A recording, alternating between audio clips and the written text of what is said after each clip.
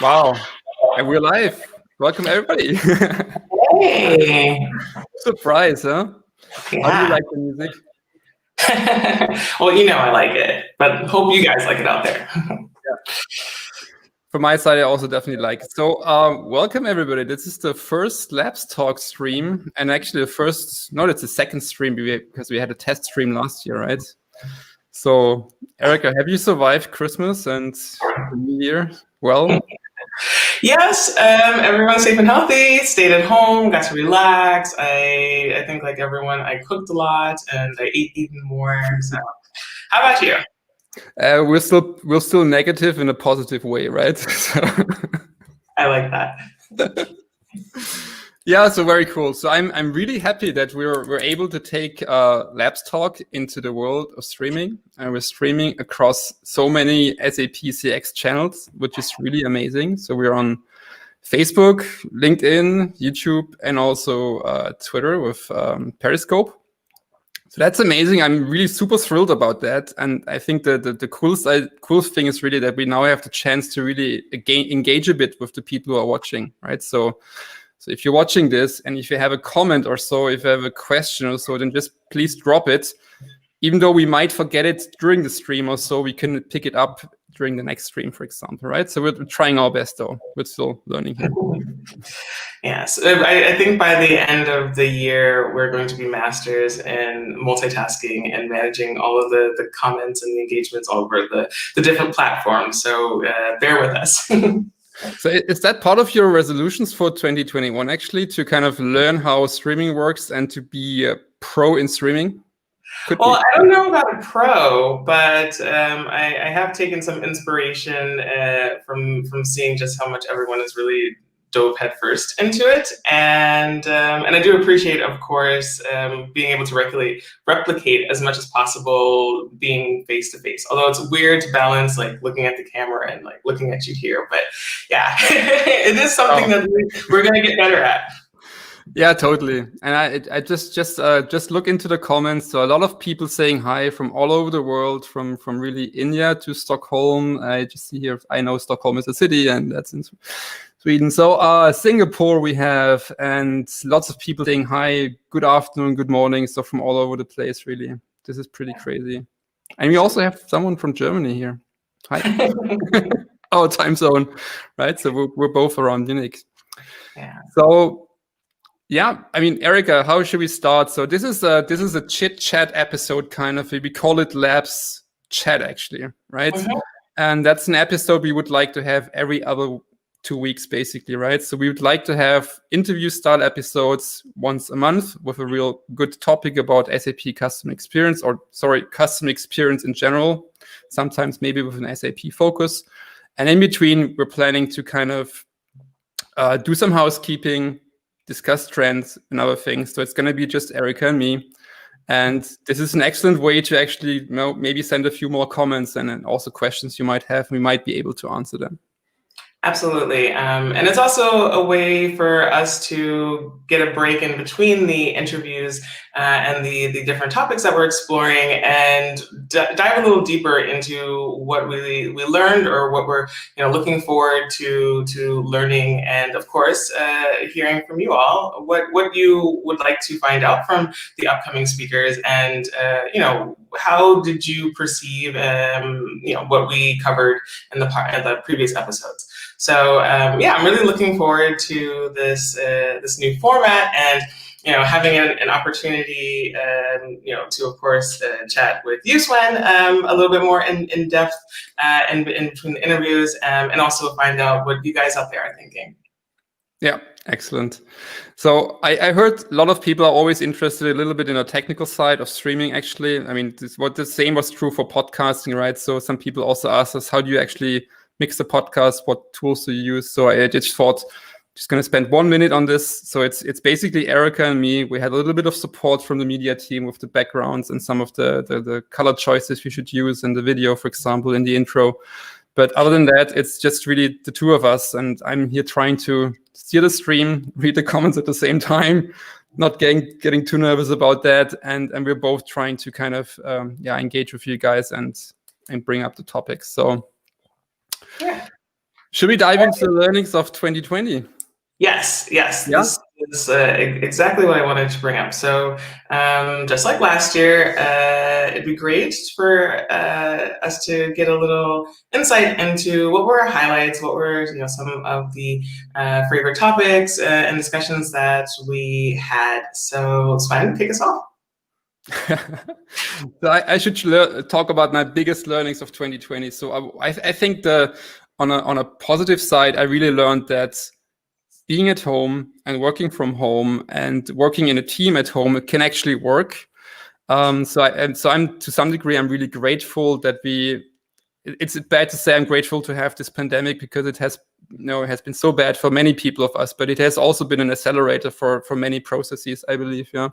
So when you look into work-life balance, for example, and what we're able to do remotely, and how we now treat the importance of having 4G, 5G, for example, in some parts of this planet, that has been positive.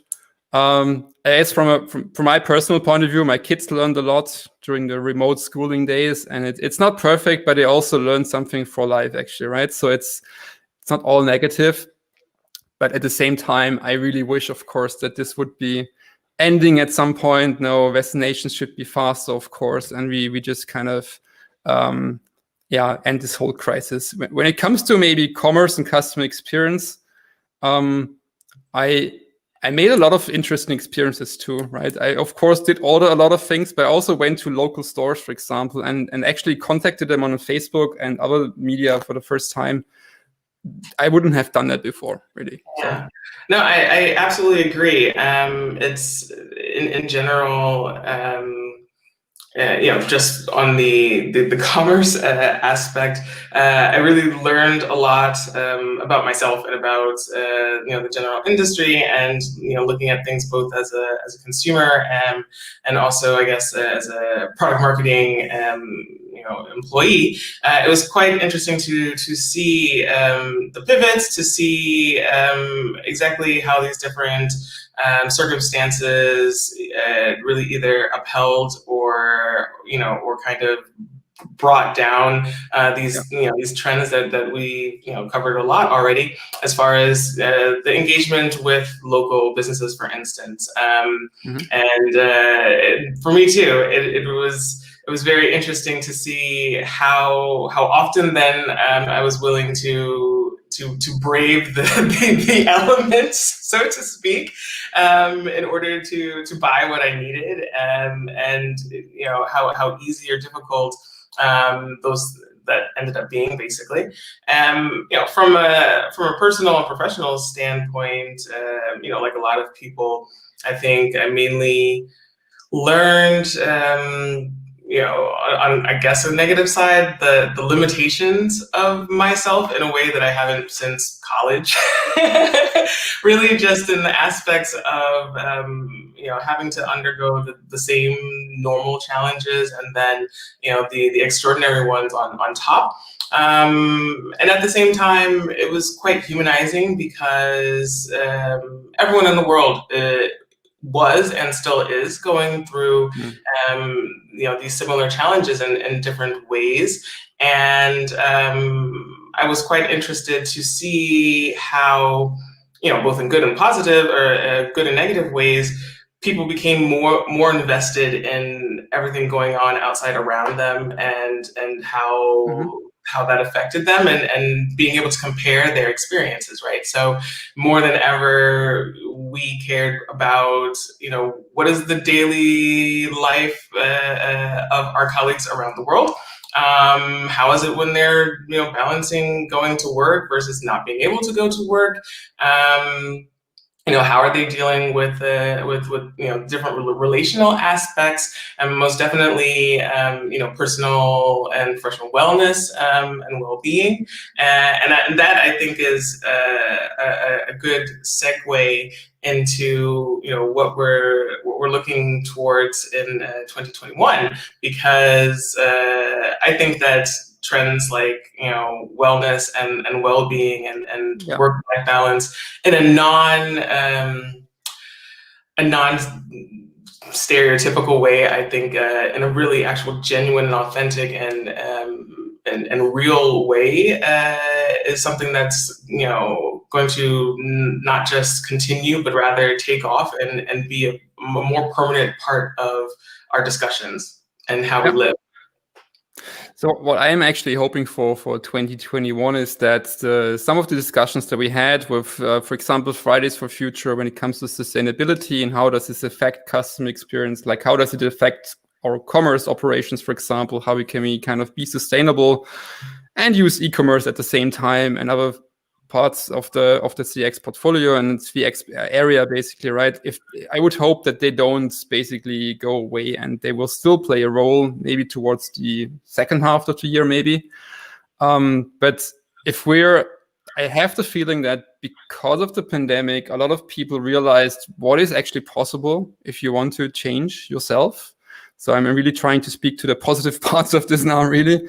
And what that could mean is that we're simply able to take on the bigger challenges that we have on this planet too. That's what I'm hoping for. So yeah, absolutely, and that's the other thing. That's the other side of the coin is realizing how much resilience I have and we have, and everyone else has, and drawing inspiration from that.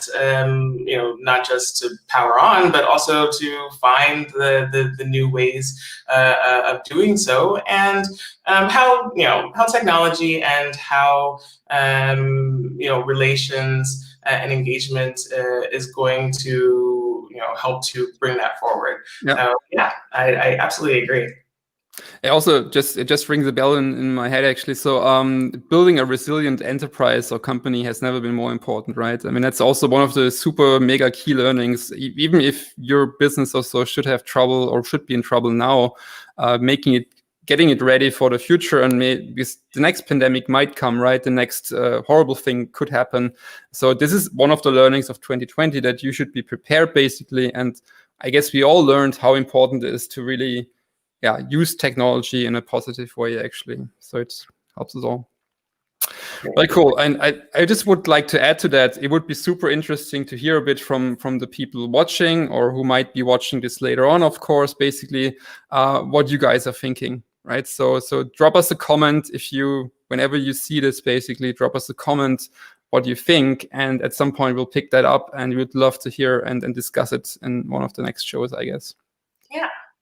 So, well, speaking of the next shows, right? So, obviously, we're still in the ways of planning and working out everything that we want to talk about.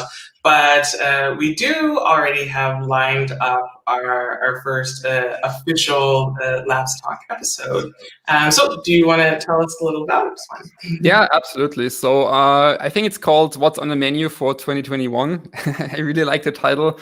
And we're going to talk to Anya and Georg from the Customer Experience Labs team, and also Victor from the special operations team, basically, at SAP CX.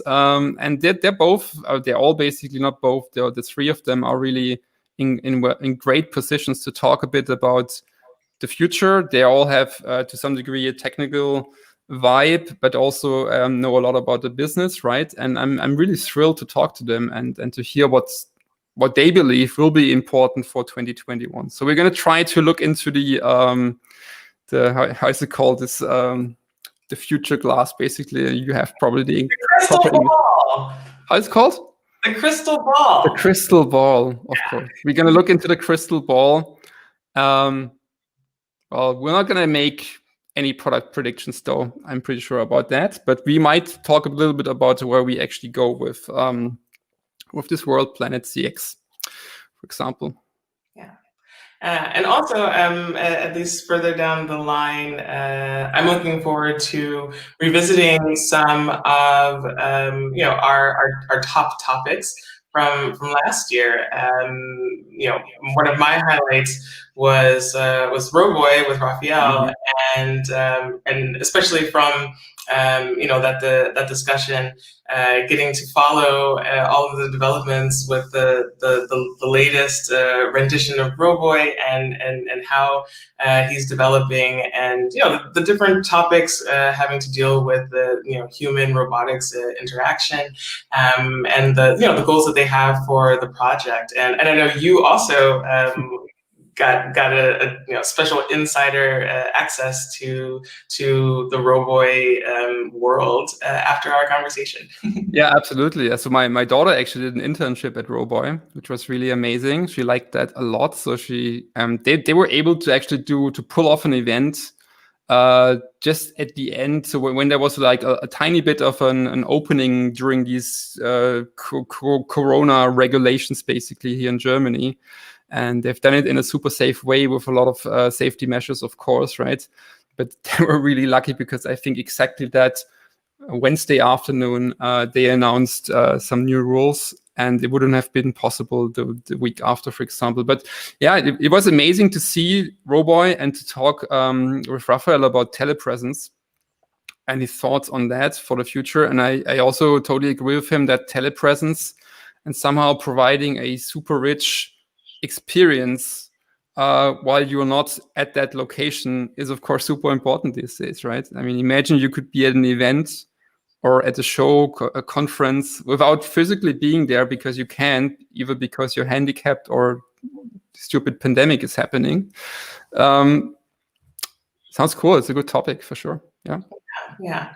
And we're definitely also going to continue looking at different startups and, being able to expand upon how these entrepreneurs and their companies are helping to, help us get through all of this, and helping to, both improve how businesses are performing, and also, how customers are, better improving their lives through different solutions. And things like that we've already looked at last year, like 3D and AR and AI, AR and VR, excuse me, platforms and solutions that help you, as you said, like to be able to experience products or places when you can't in person.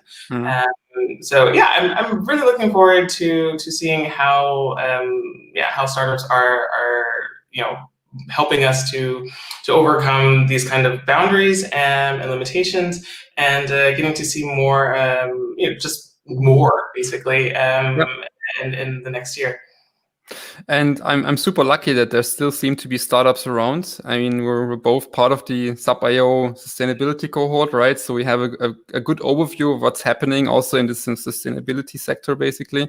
And I'm pretty impressed and happy, of course, that there are still so many startups. And some of them are even thriving, actually, because of this situation, because what they're actually doing is building kind of resilient systems, for example, or future-proof systems in the end. So that actually fits quite well, I believe. So yeah, we'll take a look at that. Excellent. I would just quickly like to mention one other show that I really liked last year, if that's okay. Just one more. And that was actually the one we did just before Christmas with Ben. Ben Knudsen, I believe, Snapchat, when we've all been wearing these crazy AR goggles and Christmas hats, basically. I think that was a great episode talking about how brands can actually work with Snapchat, for example, how can it engage with the Gen Z, right? Yeah, the young people that are definitely not on Twitter anymore. So the youngins, yeah, but and also about not just the face-to-face engagement and the augmentations, but how much this is affecting how we express ourselves, and how we are able to identify or reflect qualities that it probably would take being in person, and to a greater degree, opening doors for ways to express yourself, and to express your values or your brand, etc., that you wouldn't even be able to do in person or under normal circumstances, right? It's going way beyond just the first impression, or way beyond the limitations of our physical world, and finding all sorts of new and fun ways to change that and to share it with others. So I really had a lot of fun with that. Whenever anybody, any of my friends or family saw it, I remember being asked several times, so what is it exactly that you do? Like, how are you able to have so much fun at work? Yeah, I also get asked it quite a lot, actually, and that is probably one thing that's totally true, is that also this live stream here feels pretty natural already. So I think we're gonna be doing good actually in 2021. I'm really looking forward to that. So it's super cool. So should we get into the last topic? Yes. So so for this format, Labs Chat, we were brainstorming a little bit on what can we close on that'll really just be fun and be unique for us, and also be something that we can explore and have fun with as we're going forward.